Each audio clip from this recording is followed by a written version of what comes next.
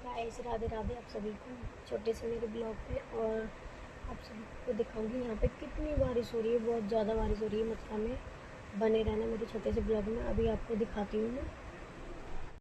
देखो गाइस, ये किट्टू अभी सो के उठी है और ये उठती नहीं है जल्दी, और बारिश हो रही है तो बारिश में नहाने की कह रही है। बारिश में बारिश आई छम। किट्टू चले बाहर नहाने चले। क्यों? हम तो जा रहे हैं नहाने। छत पे चलो, छत पे चलो। ये भी है सुखड़िया। चलो किट्टू चलो। और ये रहे कच्चाधारी मेरे तेवर। देखो यहाँ पे बारिश हो रही है।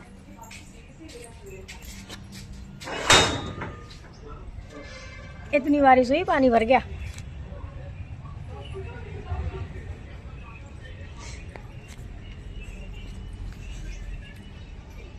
किट्टू जोक।